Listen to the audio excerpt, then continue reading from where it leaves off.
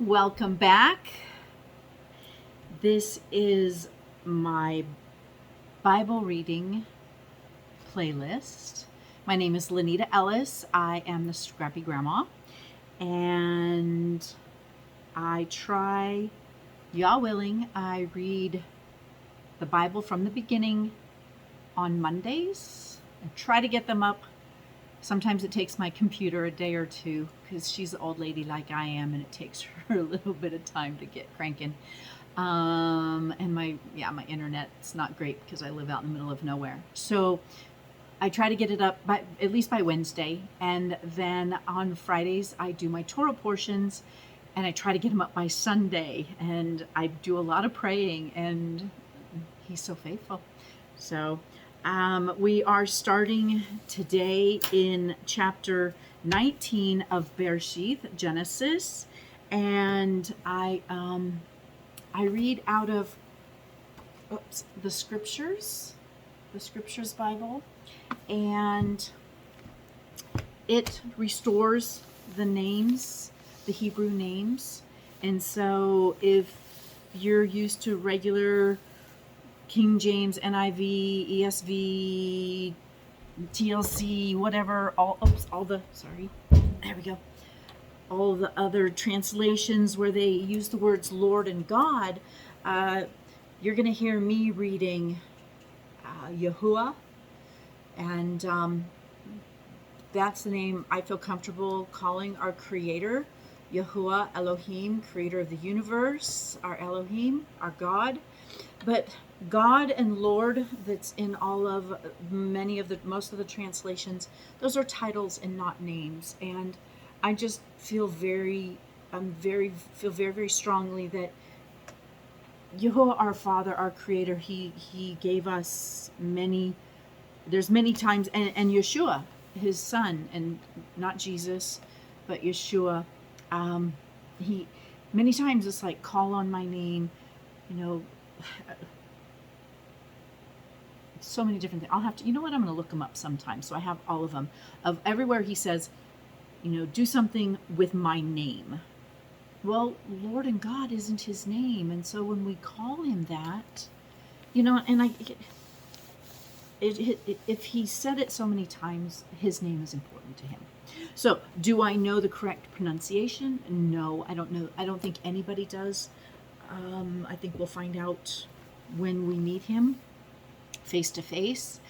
But, we know the Hebrew consonants are YH, WH, or YHVH, which is Yod, He, Vav, He. And sometime I'll do a study on that because it's really fascinating what those actually mean. But those are the letters of the Hebrew alphabet. And we don't know the vowels, so we're not able to, so some call Him Yahweh, Yahuwah, Yehovah, Jehovah. The problem with the J's for like Yeshua or Yahusha, I'm starting to actually lean closer to Yahusha because it means Yah saves, Yah salvation. And isn't that what Yahuwah, Yeshua, isn't that what He is? He's Yah and salvation, and He's the salvation of Yah, Yahuwah. And I think Yahuwah, Yahusha. To me, it's making sense. But it's nothing to cause division over. But I do think we should try to use His name and not just call Him Lord and God. So with that, let's start in prayer. Father Yahuwah, thank you so much for this opportunity. Thank you for time in your word. Thank you for access to your word. Thank you for all the different translations.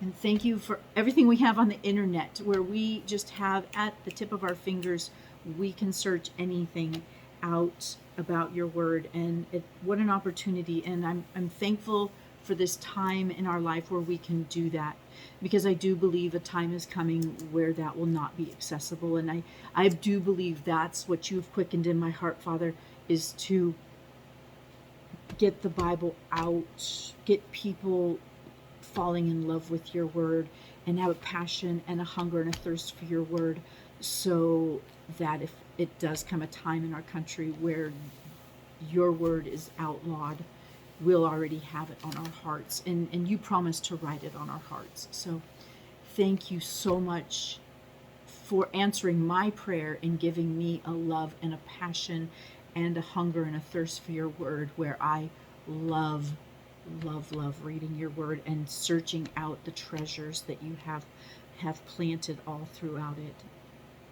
Be glorified in our reading today.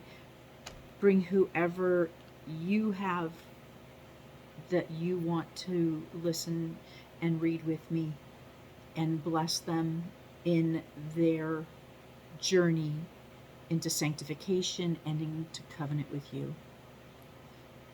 In your holy name, amen. Okay.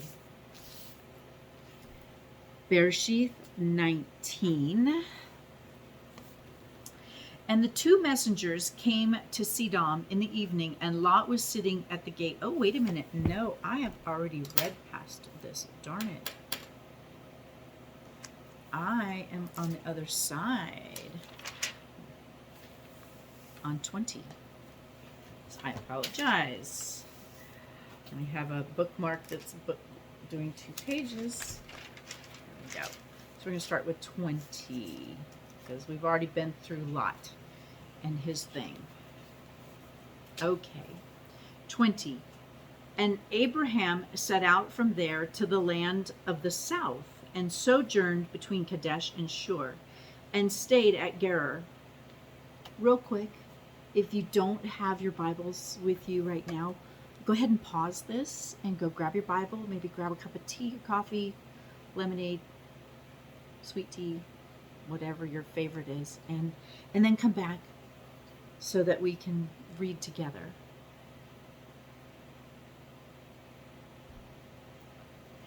All right. And Abraham set out from there to the land of the south, and sojourned between Kadesh and Shur, and stayed at Gerar. And Abraham said concerning Sarah his wife, "She is my sister." And Abimelech, sovereign of Gerar, sent and took Sarah. This always amazed me, how Abraham lied about his sister, but yet was blessed, still abundantly blessed. Lied about his wife. I know that there's got to be a deeper meaning there, and Yah willing, he will explain it to me. Have me find that. This will be something I'll be searching out. Anyway. So Abimelech, the sovereign of Gerar, sent and took Sarah. But Elohim came to Abimelech in a dream by night and said to him, "See, you're a dead man because of the woman whom you've taken, for she is a man's wife." However, Abimelech had not come near her, and he said, "Yahuwah, would you kill a righteous nation also?" So this Abimelech, he knows Yahuwah, because he just called him by name. Interesting. "Did he not say to me, 'She is my sister'?" And she herself said, "He is my brother. In the integrity of my heart and in the innocence of my hands, I have done this." And Elohim said to him in the dream, "Yes, I know that you did this in the integrity of your heart, and I also kept you from sinning against me. For this reason, I did not let you touch her. And now return the man's wife, for he is a prophet, and let him pray for you." Interesting. Oops. "And let him pray for you, and you live. But if you do not return her, know that you shall certainly die, you and all that are yours." So Abimelech rose early in the morning, and he called all of his servants and spoke all these words in their hearing, and the men were greatly frightened. And Abimelech called Abraham and said to him, "What have you done to us? In what have I sinned against you, that you have brought on me and on my reign a great sin? You have done matters to me that should not be done." And Abimelech said to Abraham, "What did you have in view that you have done this matter?" And Abraham said, only because I said to myself, the fear of Elohim is interesting. So Abraham assumed that the fear of Elohim was not in Gerar, in this town that he's come to. And so that's why he lied. So, and Abraham said, only because I said to myself, so he told himself, not that the father told him, but he said to himself, the fear of Elohim is not in this place, and they shall kill me for the sake of my wife. I find this, both times that he's done this, I just find it so very curious with this and then with Pharaoh. I just don't understand how, he can lie and then be blessed. I mean, like with Pharaoh gave him a bunch of gifts and then said, go away. And yet she is truly my sister. She is the daughter of my father, but not the daughter of my mother. And she became my wife. So that's super interesting, is that Abraham and Sarah. I know that I think in reading Jasher, I forget, but there's several. Well, no, there's what, 10 years difference. Not in Jasher, just in Genesis itself. Back when, when Yah says he's going to give, she's going to give birth. She's like 90 and he's 100 something. But so there's like 10 years difference. So it'll be interesting. I think that's actually coming, or maybe not. We've already, but it's fascinating how he's so. Both of them had the same father.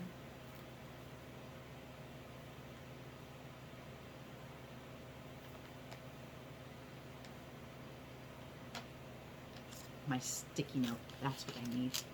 Uh-oh, I'm ripping my Bible. No. Try to remember to do a sticky note when I start talking, to put it where I last left off, so that I don't sit here trying to find it. And yes, she truly is my sister. She is the daughter of my father, but not the daughter of my mother, and she became my wife. And it came to be, when Elohim caused me to wander from my father's house, that I said to her, this is your loving commitment that you should do for me. In every place, wherever we go, say of me, he is my brother. Interesting. So this is just a practice that they had wherever they went in their sojourning and their walking, wandering. This is what he had her do. Then Abimelech took sheep and cattle and male and female servants and gave them to Abraham, and he returned Sarah his wife to him.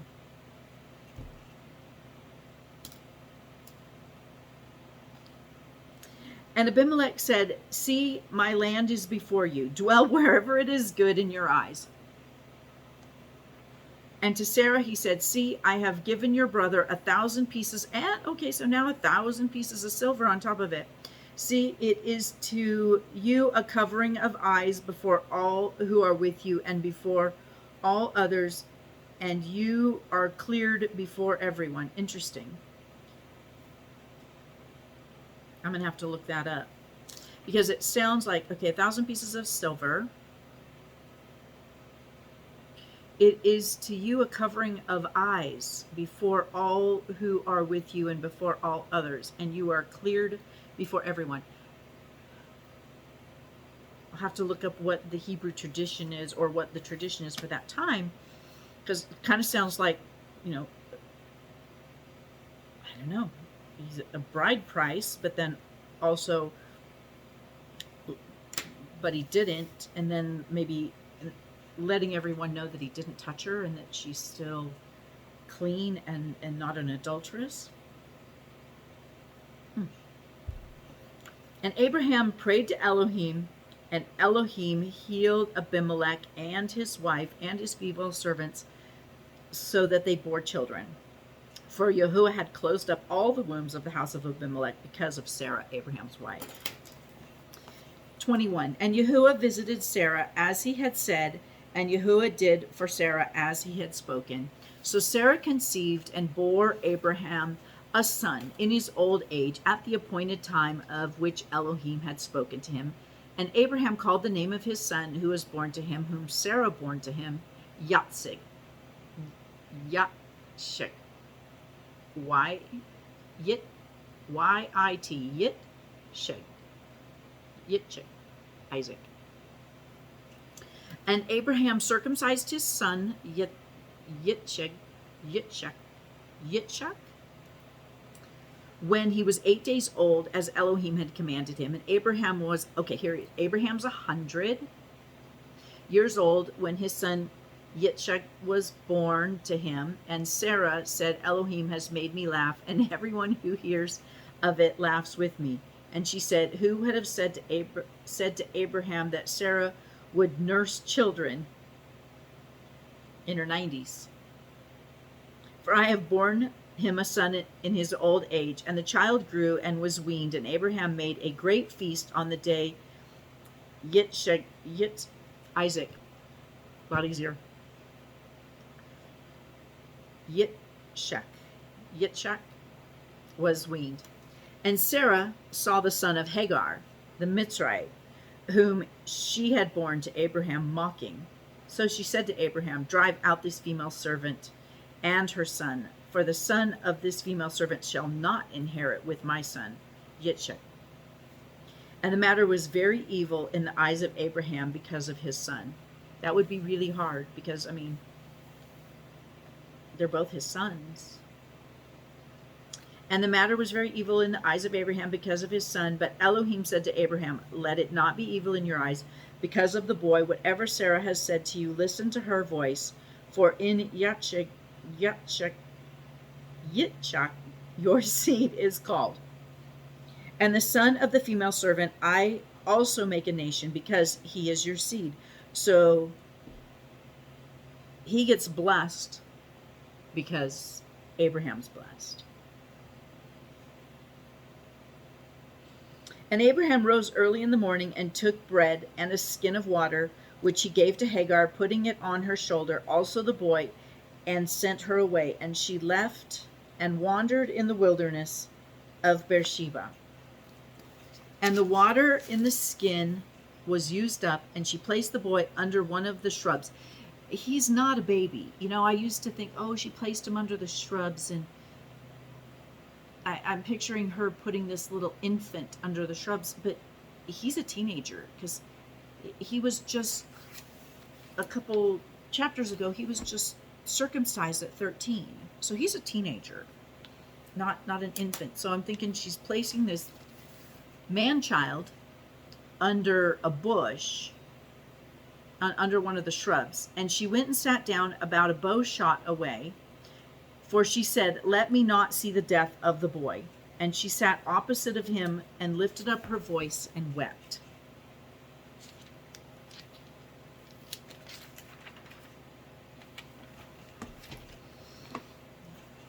And Elohim heard the voice of the boy. Now, she lifted up her voice and wept, but Elohim heard the voice of the boy. And the messenger of Elohim called to Hagar from the heavens and said to her, so here's a voice out of the heavens. What is the matter with you, Hagar? Do not fear, for Elohim has heard the voice of the boy where he is.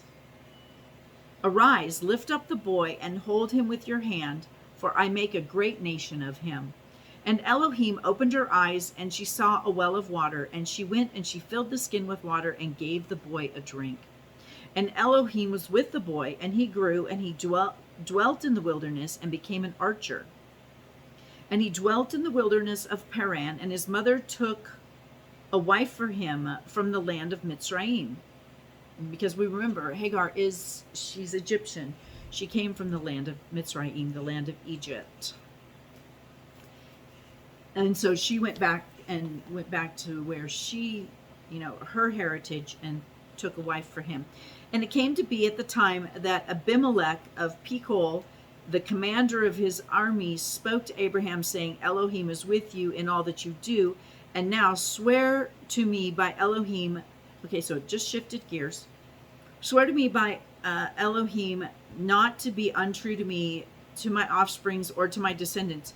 Do to me according to the loving commitment that I have done to you and to the land in which you have sojourned. And Abraham said, I swear. And Abraham reproved Abimelech because of a well of water which Abraham's servants had seized. Abimelech's servants had seized. And Abimelech said, I do not know who has done this deed, neither did you inform me, nor did I hear of it until today. So Abraham took sheep and cattle and gave them to Abimelech, and the two of them made a covenant. And Abraham set seven ewe lambs of the flock by themselves. And Abimelech asked Abraham, what are these 7 ewe lambs which you have set by themselves? And he said, take these 7 ewe lambs from my hand to be my witness that I have dug this well. So he called that place Bereshith because the two of them swore an oath there.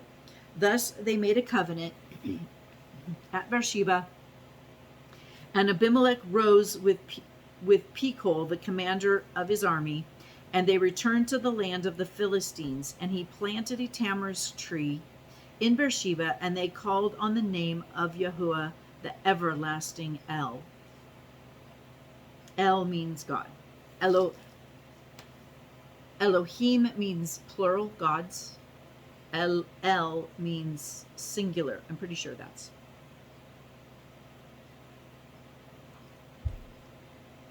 And Abraham sojourned in the land of the Philistines many days. 22. And it came to be after these events that Elohim tried Abraham and said to him, Abraham.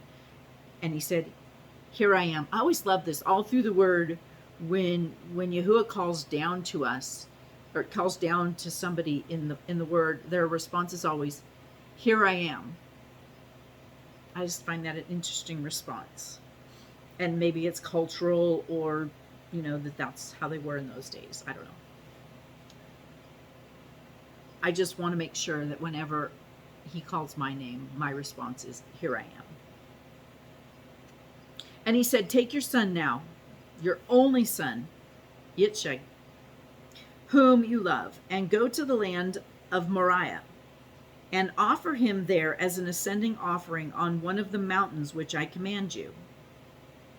And Abraham rose early in the morning and saddled his donkey and took 2 of his young men with him and Yitzchak his son, and he split the wood for an ascending offering and arose and went to the place where Elohim had commanded him. I heard, or it might be in Jasher, that, Isaac is like in his 20s.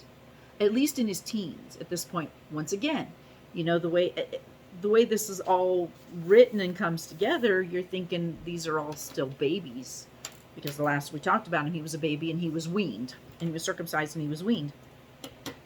But I guess we look, he sojourned in the land of the Philistines many days. I'm gonna have to look it up, because I'm pretty sure in Jasher, it recounted this, that Isaac was in his early 20s or his late teens. So he's a man. Although they live over 100 years, so he's still a very young man. And maybe, obviously, in these days, it was, if you're in, probably under 40, you're still considered a child. I don't know. I lost my place.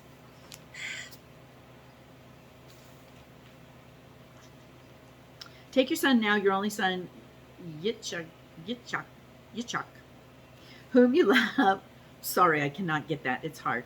And go to the land of Moriah and offer him there a ascending offering on one of the mountains which I command you. And Abraham rose early in the morning and saddled the donkey and took 2 of his young men with him and Yitzchak his son, and they split the wood for the ascending offering and rose and went to the place where Elohim had commanded him. And on the 3rd day, so they're traveling quite a ways, I find it interesting that they prepared the wood and everything with them. I'm just wondering if where they're going onto the mountain, there's no wood for them to make a fire, because they're carrying this wood 3 days journey by foot.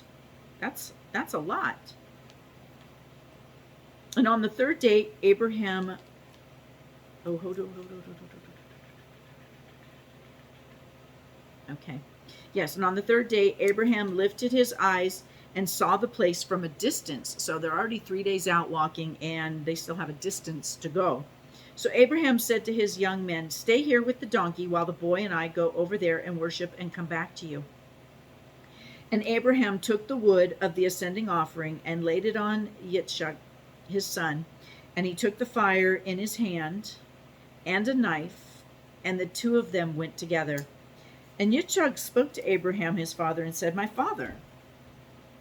And he said, "Here I am, my son." So see, that's a response, "Here I am," because he's even said it to his son.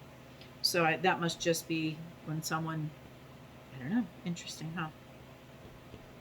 See, and he said, "See the fire and the wood, but where's the lamb for the ascending offering?" Now, I find this really interesting because we haven't gotten to Leviticus yet.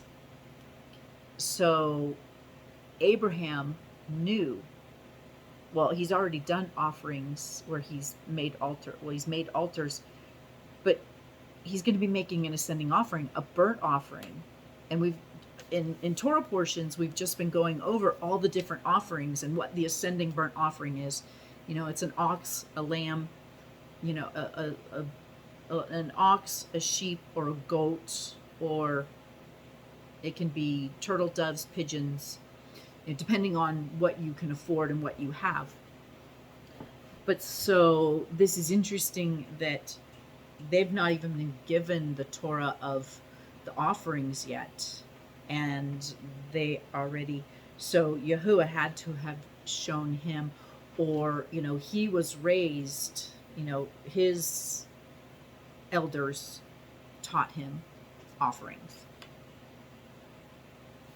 And obviously Isaac, he also knew what the ascending offering was, because he's asking about it right here. So this is a practice that they are used to, obviously. And Abraham said, "My son, Elohim does provide for himself the lamb of an ascending offering." Amen to that, Yahushua. There it is. Elohim does provide for himself. Love it. Elohim does provide for himself the lamb for an ascending offering. And the two of them went together. And they came to a place which Elohim had commanded him, and Abraham built a slaughter place, an altar, there, and placed the wood in order. And he bound Yitzchak, his son, and laid him on the slaughter place upon the wood. Let's just walk that out. I mean, that just, once again, it's a grown man. Not an infant, not a baby, not like all the little Bible story pictures that we've seen growing up. He is at least in his teens, if not his 20s.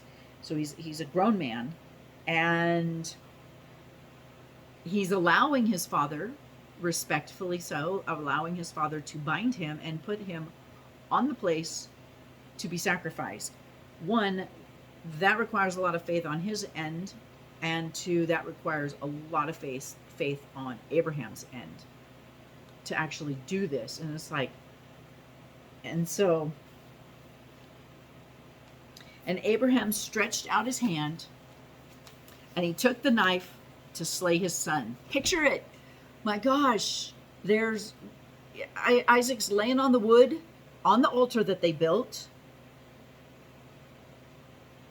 and his father, he's bound up, he's tied up, and his father raises the knife over him. Just crazy. But the messenger of Yahuwah called him from the heavens and said, "Abraham, Abraham." And he said, "Here I am." And he said, "Do not lay your hands on the boy, nor touch him, for now I know that you fear Elohim, seeing you have not withheld your son, your only son, from me. And Abraham lifted his eyes and looked and saw behind him a ram caught in a bush by its horns. And Abraham went and took the ram and offered it up for an ascending offering instead of his son.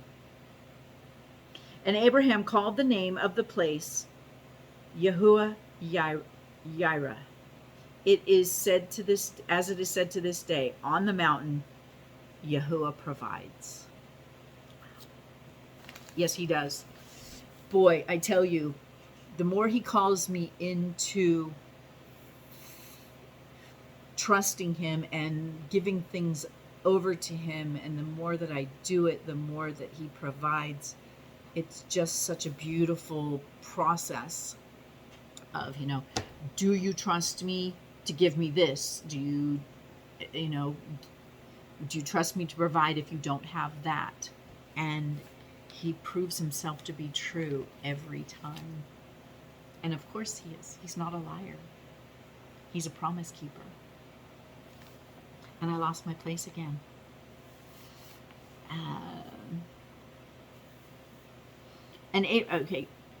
And the messenger of Yahuwah called to Abraham a second time from the heavens and said, by myself I have sworn, declares Yahuwah, because you have done this and have not withheld your son, your only son, only begotten son, only son, that I shall certainly bless you, and I shall certainly increase your seed as the stars of the heavens and as the sands which are on the seashore, and let your seed possess the gates of their enemy. Amen. And in your seed all the nations of the earth shall be blessed, because you have obeyed my voice. And Abraham returned to his young men, and they rose up and went together to Beersheba, and Abraham dwelt at Beersheba. And it came to be after these servants that it was reported to Abraham, saying, see, Milcah too has borne children to your brother Nahor. Uz his firstborn, and Buz his brother, and Kemuel the father of Aram, and Kesed, and Hazo, and Pildash, and Yidlaf, and Bethuel. And Bethuel brought forth Ribkah. These 8 Milcah bore to Nahor, Abram's brother. Okay, so Abraham's brother, and all of these names, but Ribkah. Ribkah is that.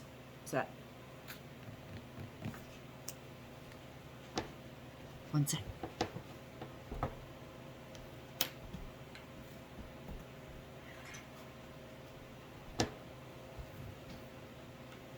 Whenever I don't know a name, I jump in here and look, because I want to be sure before I say something, and then have to come back and say, oops, I made a mistake.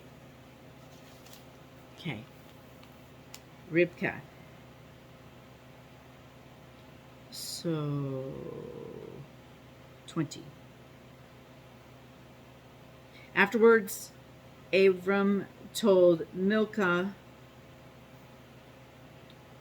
Milcah too has borne children to your brother Nahor, Uz his firstborn, Buz his brother, Kemuel the father of Aram, Kesed, Hazo, and Pildash, Yadlaf, and Bethuel. Bethuel fathered Rebekah. These 8 Milcah bore to Nahor, Abram's brother, his concubine, whose name was Remuel, bore children also, Tevra, Gaham, Tahash, and Makkah. So, but here is Abraham's brother, his family, and his looks to be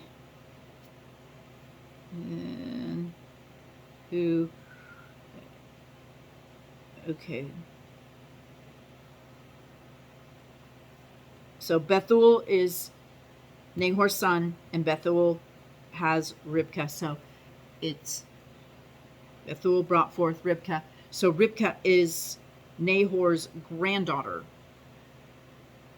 Bethuel's daughter. Okay, 23. And Sarah lived 127 years.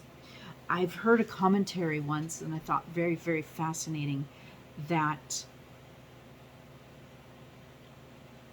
they say that Sarah died from grief when Abraham took Isaac. I think that's actually from Jasher, that when Abraham took Isaac up to sacrifice him, to put him to death, Sarah ended up dying from grief.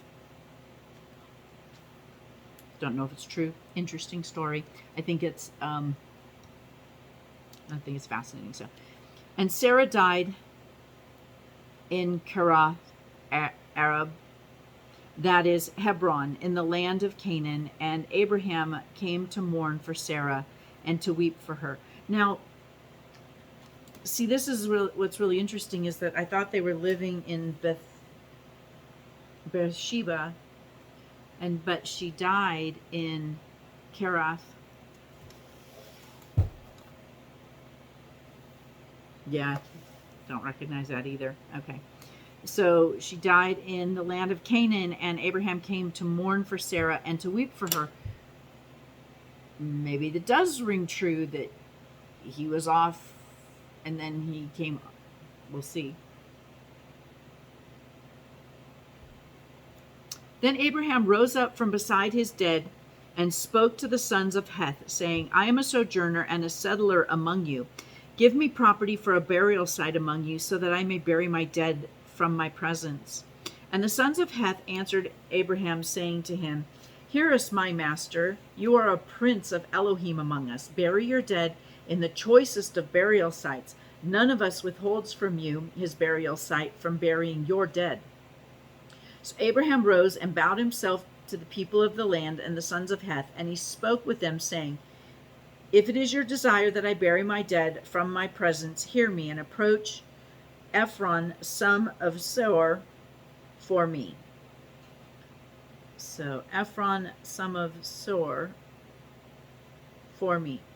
And let me have the cave of Machpelah, which he has, which is at the end of his field. Let it give it to me for the complete amount of silver as property for a burial site from among you. And Ephraim dwelt among the sons of Heth, and Ephraim the Hittite answered Abraham in the hearing of his sons and Heth, all who entered the gate of his city, saying, so here they just basically told him, oh, hey, you can have it, no cost, we want you to have it, you are like a prince here, we all revere you, you can have it. And he's like, no, I want to pay for it. So Ephraim, he says, no, my master, listen to me. I shall give you the field. So he himself, I'll give you the field and the cave that is in it. I shall give it to you in the presence of the sons of my people. I shall give it to you to bury your dead. And Abraham bowed himself down before the people of the land, and he spoke to Ephraim in the hearing of the people of the land, saying, if only you would hear me, I shall give you the amount of silver for the field. Take it from me, and let me bury my dead there. And Ephraim answered Abraham, saying to him,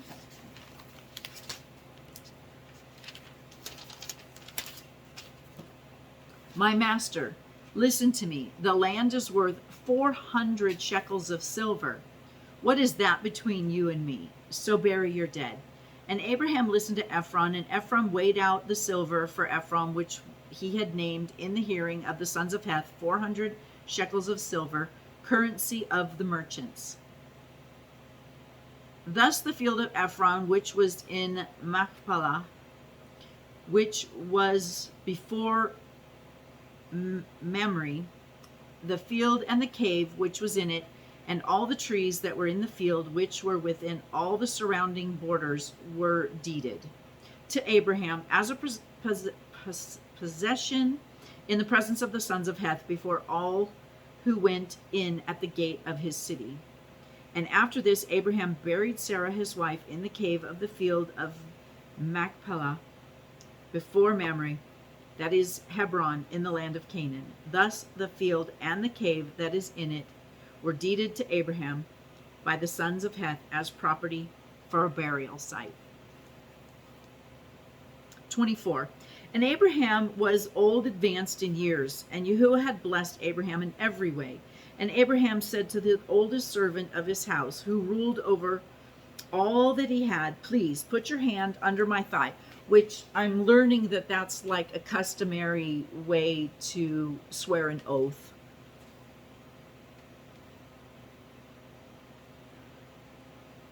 So that I may, so put your hand under my thigh so that I may make you swear by Yahuwah, that the Elohim of the heavens and the Elohim of the earth, that you do not take a wife for my son from the daughters of the Canaanites among whom I've dwelled, but to go to my land and to my relatives and take a wife for your son, for my son Yitzchak. And the servant said to him, what if the woman refuses to follow me to this land? Do I then take your sons back to the land for which you came? And Abraham said to him, beware lest you take my son back there. Definitely he wants to keep his son in the promised land and not go back.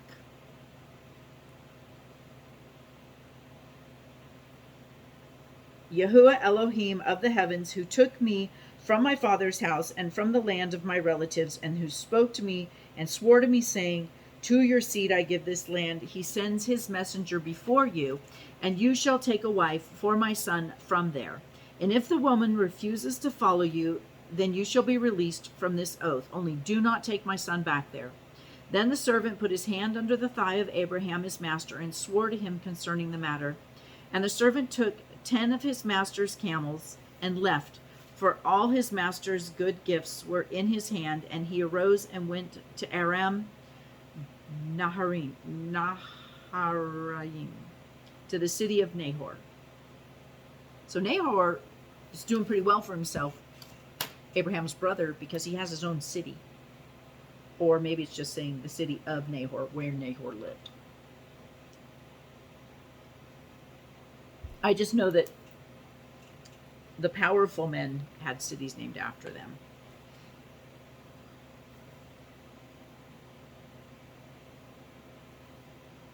And he made his camels kneel down outside the city by a fountain of water at evening time, and the time when women go out to draw water.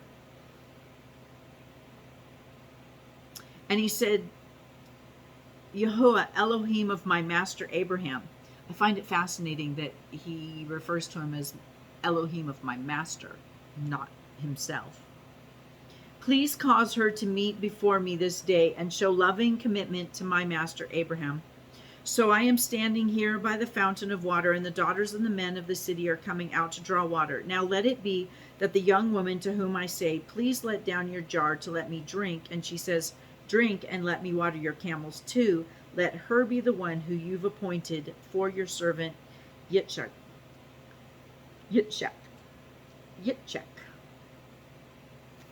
Oh, I'm having such a hard time with that one. And let me know by this that you have shown loving commitment to my master. And it came to be, before he had ended speaking, Yah provides, that see, Ribkah, also born to Bethuel, son of Milcah, the wife of Nahor, Abraham's brother, came out to meet with her jar on her shoulder. So let me make sure. So Ribkah, who was born to Bethuel, whose mother was Milcah, and Nahor. So yes, his granddaughter. Abraham's brother came out to meet with a jar on her shoulder, and the young woman was very good looking and a maiden, no man having known her. And she went down to the fountain, filled her jar, and came up. And the servant ran to meet her and said, please let me drink a little water from your jar. And she said, drink, my master. And she hurried and let down her jar to her hand and gave him a drink. And when she had finished giving him a drink, she said, let me draw water for your camels too, until they have finished drinking. I can imagine, always thinking these things through. They're drawing water up out of a well, probably with a bucket, and then pouring it into a trough or their jars that they carry. One, that's a lot of work. That's hard work. And then carrying, water's heavy. Water jugs are heavy. And then if they're made of clay, which they probably are, super heavy. And then how much water do you think a camel drinks? A lot. So, I mean, she had to draw up a lot of water. And I'm just thinking, did he help her? Or did he just let her do it all? Because that's a lot.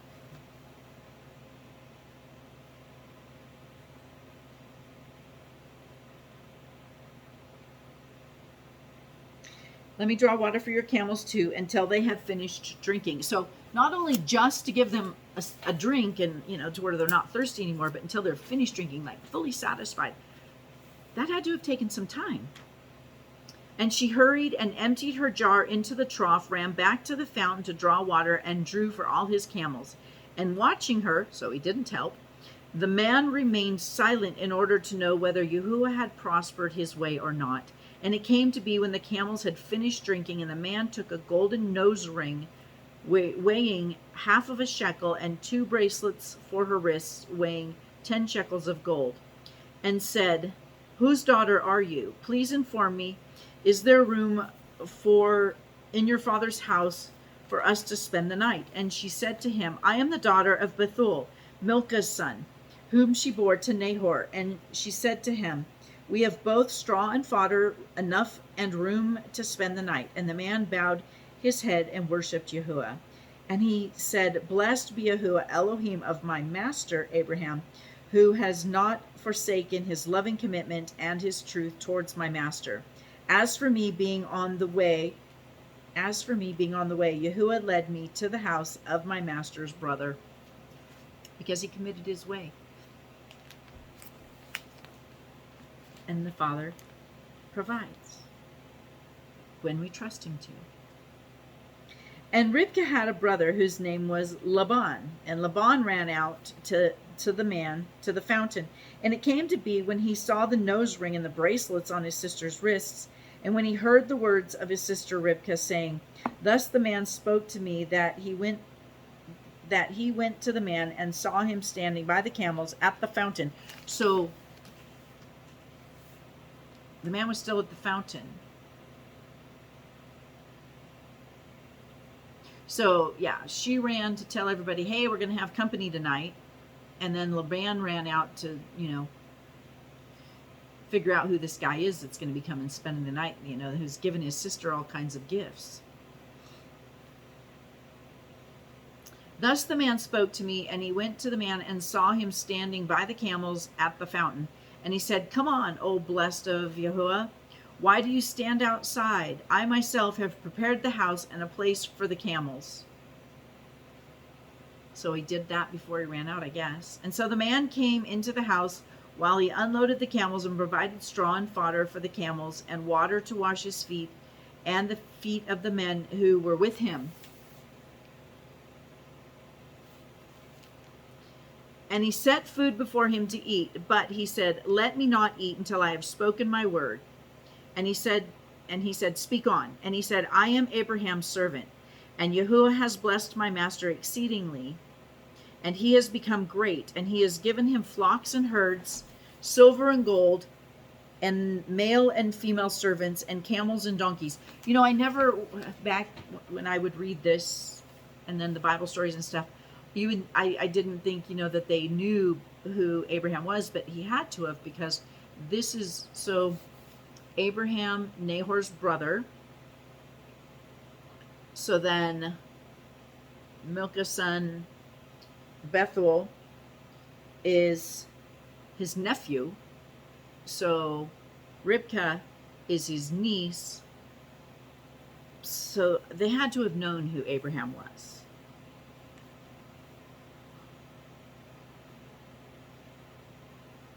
So, "And Yahuwah has blessed my master exceedingly, and he's become great, and he has given him flocks and herds, and silver and gold, and male and female servants, and camels and donkeys. And Sarah, my master's wife, bore a son to my master when she was old, and he has given to him all that he has.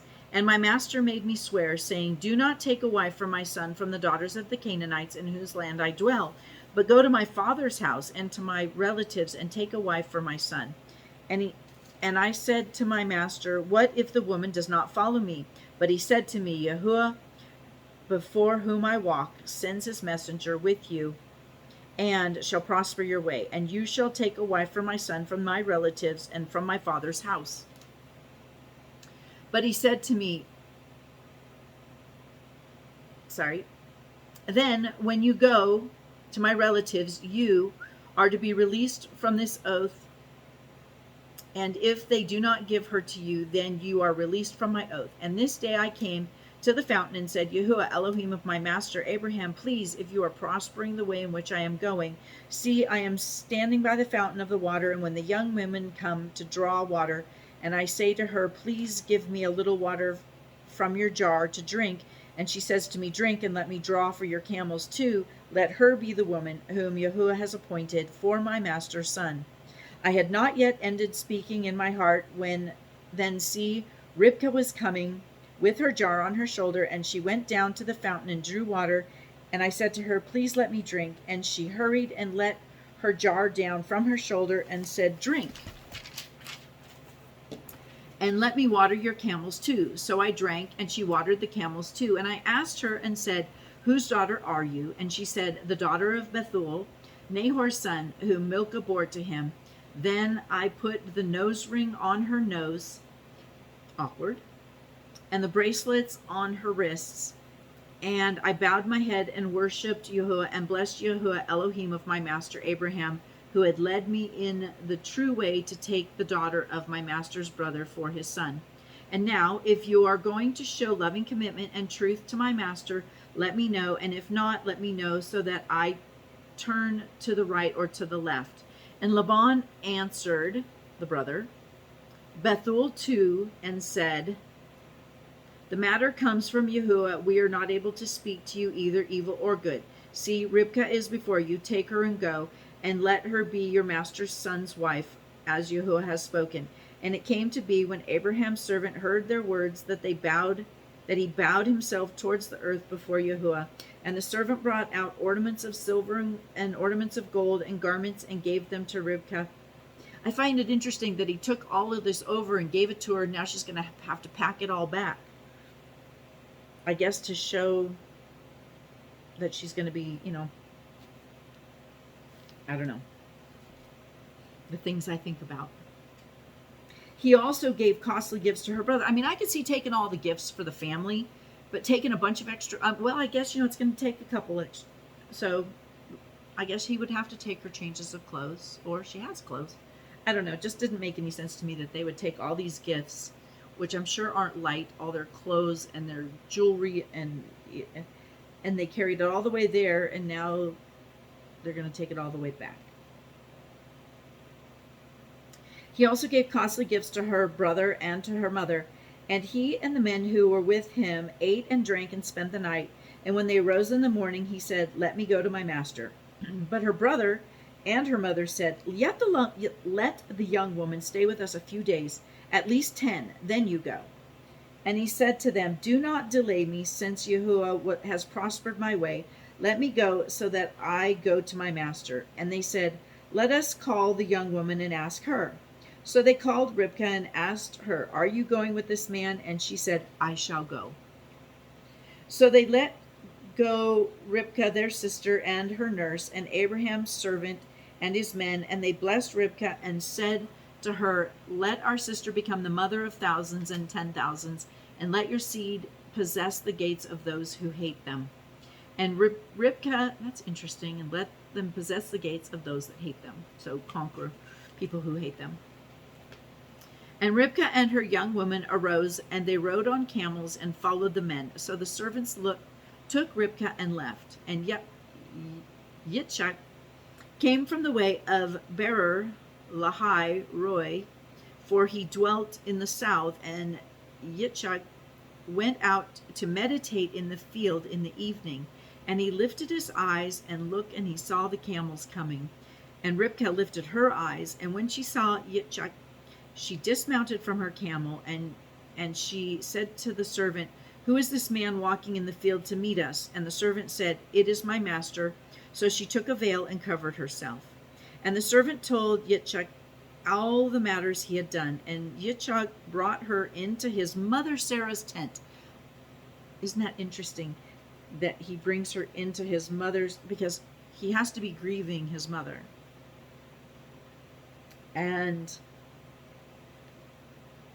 he took Ribkah, and she became his wife, and he loved her. Thus Yitzchak was comforted after his mother's death. So it's kind of interesting how the father provided someone right away after his mother passed. So I'm going to stop there. That was chapter 24. So, and I will start up again next week with chapter 25.